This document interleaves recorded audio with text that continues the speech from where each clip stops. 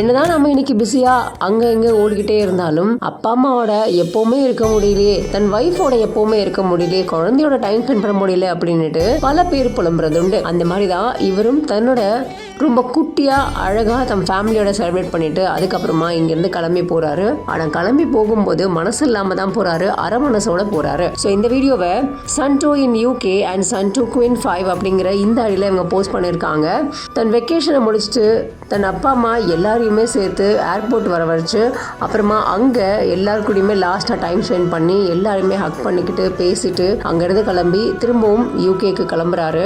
So அந்த கிளம்ப போகிற அந்த டைமில் தன் குழந்தைய எடுத்து கொஞ்சிக்கிட்டு தன் ஒய்ஃப்க்கு ஆறுதல் சொல்லிட்டு தன் அம்மா கிட்ட பேசிட்டு தன் அப்பாவை ஹக் பண்ணிக்கிட்டு இப்படி எல்லார்கிட்டையுமே பேசிட்டு அதுக்கப்புறமா கிளம்பும் போது எல்லாருமே கண்களில் கண்ணீரோட அழுதுகிட்டு தான் வழி அனுப்புறாங்க. அவருக்குமே கஷ்டமா தான் இருக்கு. ஏன் அப்படின்னா பல பேர் சொல்லுவாங்க பெரிய காதல் வலி அப்படின்னுட்டு. ஆனா காதல் வலியை விட சொந்த ஊருக்கே சொந்தக்கார மாதிரி வந்துட்டு போற வழி இருக்கு பாத்தீங்களா, அது சொல்லி மாளாது அப்படிங்கிற மாதிரி அவரே ஒரு கேப்ஷனும் கொடுத்திருக்காரு.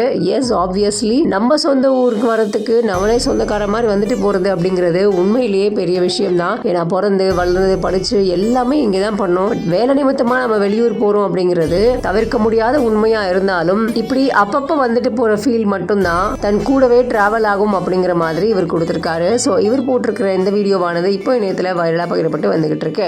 இந்த வீடியோ பற்றின உங்களோட கருத்துக்களை கமெண்ட் செக்ஷனில் பதிவு செய்யுங்க. மேலும் பல வீடியோஸ்க்கு பிஹைண்ட்ஸை ஃபாலோ பண்ணிக்கோங்க.